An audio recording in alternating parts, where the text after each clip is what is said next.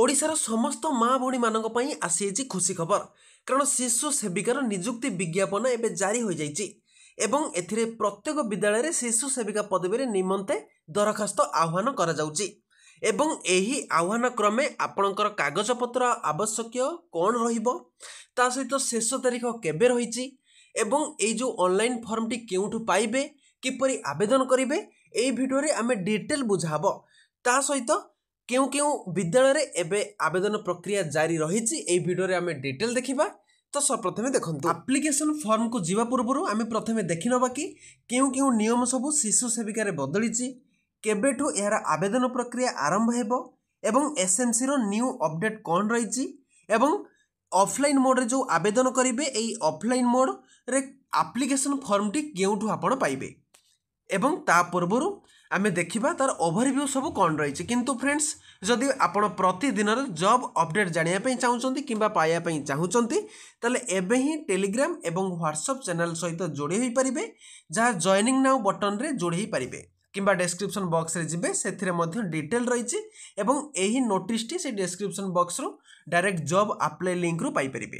प्रथमे देखंतु आरंभ हो जाइए शिशु सेविका रे नियुक्ति प्रक्रिया पाखापाखि 45,000 पदवी रे प्रति गाँव रे नियुक्ति प्रक्रिया आसी एवं 5टी डॉक्यूमेंट मु आपको देखैबी जद्वारा यही पोस्ट रे आपण आवेदन करेंगे जो एग्जाम हेब ना डायरेक्ट भर्ती रहिबो।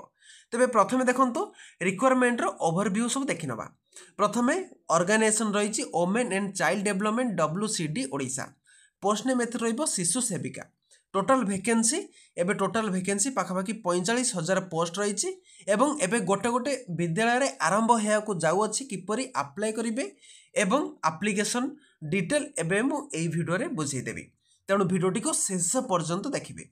क्वालिफिकेशन देखंतु केवल जदि आपनकर शिक्षा योग्यता 10th पास रही ताहले एथरे आवेदन करिवे। एप्लिकेशन मोड देखंतु ऑफलाइन मोड रे अप्लाई करिवे एवं जो एई ऑफलाइन मोड रे अप्लाई करिवे एथरे एप्लिकेशन फॉर्म टी केउठु पाइबे मु आपनको ए वीडियो रे बुझेबी एवं देखंतु दरमा एथरे 3,000 रहिबो। सिलेक्शन प्रोसेस केवल मेरिट बेसिस रे सिलेक्शन रहिबो कोनोसी एथरे एग्जाम हेबो नाही एवं एजुकेशनल क्वालिफिकेशन जदि हमें देखिबा देखंतु candidate must have pass 10th matriculation and +2 पास ता सहित हायर क्वालिफिकेशन कंसीडर करा जायछि मिनिमम किंतु रिक्वायरमेंट 10th श्रेणी पास रहिबो। एज लिमिट देखंतु 18 वर्ष मिनिमम टी एवं मैक्सिमम 42 वर्ष रही ता सहित एज रिलैक्सेशन रहिबो जदि आपण SC ST SCBC एवं वुमेन कैंडिडेट अछंती 5 वर्ष एज रिलैक्सेशन तो आमे यदि 5 वर्ष मिसै दबा ताहले 47 वर्ष पर्यंत जणे एथिरे आवेदन करि परिबो एवं एथिरे केवल महिला प्रार्थी माने अप्लाई करिवे एवं ता सहित देखंतु कौन सब डॉक्यूमेंट दरकार 5टी डॉक्यूमेंट मु आपनको बुझेबी एथिरे आमे एटा को आमे छाडी दबा आमे डायरेक्ट जो विज्ञापन आसी से विज्ञापन को जिबा देखिबा कि किपरि ए सब प्रोसेस को अप्लाई करिवे एवं ता सहित मेरिट बेसिस रे आपनकर एथिरे रहिबो तणु कौन सब मेरिट रे आपनकर रहिबो एथिरे डिटेल आमे देखि नबा। तो देखंतु तळे रहिछि PDF हियर एवं एथिरे आपनको क्लिक करी आमे प्रथमे तार विज्ञापनटी को डाउनलोड करि नबा। देखंतु आपनक सामने शिशु सेविकार विज्ञापनटी आसी जाइछि एथिरे नियुक्ति निमंते एई विज्ञापन आसीछि जेथिरे ओडिशा सरकारक पत्र संख्या देखंतु 17705 S&ME 30/6/2025 अनुसार प्रत्येक विद्यालय रे शिशु बाटिका बा जो विद्यालय को एबे शिशु बाटिका घोषणा करा जाइछि से शिशु बाटिका रे शिशु सेविका पदवी निमंते दरखास्त आह्वान करा जाउछि एवं मु कहि रखुछि एई जो विज्ञापनटी आपणकर रही जोठी विद्यालय थिबो से विद्यालय रे मरा जाइथिबो बा स्कूल रे बाउंड्री भितर ही एई विज्ञापनटी मरा जाइथिबो एवं ब्लॉक रे मरा जाइथिबो एवं सेही जो विद्यालय रही से पंचायत ऑफिस रे मध्य मरा जाइथिबो। तेणु प्रथमे आपण टिके स्कूल रे पचारि देबे आपणक विद्यालय रे केबे एई शिशु सेविका रे विज्ञापन नियुक्ति प्रकाश पाइबो आपणक विद्यालय सहित आपणकर जीपी बा पंचायत हेडक्वार्टर रे मरा जाइथिबो एवं ता सहित ब्लॉक ऑफिस बाउंड्री भितर भी मरा जाइथिबो 3टी जगह मरा जाइथिबो।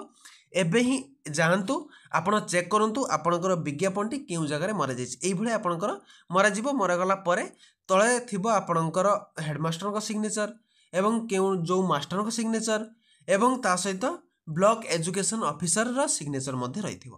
ता सहित देखंतु इच्छुक प्रार्थीनी 18 ରୁ 45 वर्ष होइतो आवश्यक तारीख मध्ये देइछि एई तारीख सुद्धा आपणकर एतिकी वर्ष होतो आवश्यक एवं निजर समस्त प्रमाणपत्र सह विद्यालय कार्य दिवस रे प्रधान शिक्षक निकट रे आवेदन करेंगे। एवं यही जो डॉक्यूमेंट केउठू पाइबे देखंतु प्रथमे सबठारु इंपोर्टेंट टॉपिक होची डॉक्यूमेंट। तो डॉक्यूमेंट यही जो विद्यालय रे ही पाई परिबे किंबा आपण जो पंचायत रे जाउचंती किंबा ब्लॉक को जाउचंती से ब्लॉक रे जदी आपनकर मरा जाईची विज्ञापनटी सेथिरे ही एही विज्ञापनटी पाई परिबे यार एप्लिकेशन फॉर्मटी पाई परिबे। ठीक अछि जदी ए आम पाखरे हस्तगत हैला मु ताले निश्चित आपण गोटे वीडियो सहित आपण को पीडीएफ लिंकटी मो टेलीग्राम एवं व्हाट्सएप चैनल रे मु प्रोवाइड करि देबी यार एप्लिकेशन फॉर्मटी। तेणु जदि टेलीग्राम एवं व्हाट्सएप चैनल सहित जोड़ी नांती ए पर्यंत एबे भी जोड़ी ही पारिबे। एवं एबे आमे देखिबा कि ए जो डॉक्यूमेंट सब देबे प्रधान शिक्षक निकट रे आवेदन करिवे कोन सब डॉक्यूमेंट रहिछि। प्रथमे दुईटी पासपोर्ट साइज फोटो दरकार। एबे recent colour passport size photo background रे व्हाइट थिबो एवं आपण गोटे colour size passport size photo रखिबे। द्वितीय देखंतु शिक्षागत प्रमाणपत्र नकल जदि आपणकर मिनिमम 10वीं श्रेणी पास अछंती ताहले 10वीं श्रेणी सर्टिफिकेट एवं मार्कशीट। ठीक अछि सर्टिफिकेट एवं मार्कशीट रखिबे। जदि +2 पढिचंती +2 रो मध्ये सर्टिफिकेट एवं मार्कशीट रहिबो। तेणु 10वीं एवं +2 रो सर्टिफिकेट मार्कशीट रखिया पई पड़िबो। जदि ग्रेजुएशन करिचंती ताहले मध्ये चलिबो। एवं जदि डीईसीई कोर्स करिचंती ताहले मध्ये आपण से सर्टिफिकेट रखि परिबे। तापर तृतीय देखंतु वोटर आईडी कार्ड आपणकर वोटर आईडी कार्ड रो नकल रखिया पई पड़िबो। जदि ए पर्यंत आपण वोटर आईडी कार्ड नाही एबे ही ऑनलाइन ले आवेदन कर दियंतु 7 दिन मध्यरे आपणकर वोटर आईडी कार्ड बाहरी जिवो। आपण सेही वोटर आईडी कार्ड माध्यम रे ही एथिरे आवेदन करि परिबे। तापर देखंतु आधार कार्ड रो नकल आधार कार्ड रो नकल रहिबो एवं आधार कार्ड रे जो डेट ऑफ बर्थ रहिछि सेही डेट ऑफ बर्थ जदि आपणकर 10वीं श्रेणी रे डेट ऑफ बर्थ सहित मैच रहुछि ताले ठीक अछि। जदि मैच रहु नाही ताले एई जो आधार कार्ड रे डेट ऑफ बर्थ टी आपण एबे चेंज मध्ये करि परिबे। ठीक अछि आधार कार्ड रे डेट ऑफ बर्थ एबे आपण चेंज करि दियंतु एवं करि देला परे आपण को 15 दिन भितरे नुवा आधार कार्ड आपणकर पोस्टल आसी जिवो किंबा आपण ऑनलाइन रे 7 दिन मध्यरे नुवा आधार कार्ड पाई परिबे डाउनलोड करि देबे पाई परिबे। ठीक अछि जदि ए पर्यंत आपणक विद्यालय रे ए पर्यंत बाहरी नाही आपणकर शिशु सेविका नियुक्ति एबे ही आपणकर एई सब जिंस गुड़िक खोली दियंतु। तापरे जातिगत प्रमाणपत्र सबठारु इंपोर्टेंट हेउची जातिगत प्रमाणपत्र कोन पई कारण एई जो जातिगत प्रमाणपत्र ही आपणकर निहाती दरकार। कारण एई जातिगत प्रमाणपत्र अनुसार ही जदि आपण एससी अछंती किंबा एसटी अछंती ताहले आपणकर 5 मार्क ग्रेस मार्क मिलिबो मेरिट लिस्ट रे ग्रेस मार्क मिलिबो। एवं जदि एससीबीसी अछंती ताहले मध्ये आपणकर जातिगत प्रमाणपत्र दरकार। एबे ही आपण के जातिगत प्रमाणपत्र सब खोली रखंतु एवं ता सहित मु कहि रखुची कि आपणकर गोटे रेसिडेंट सर्टिफिकेट मध्ये खोली रखंतु।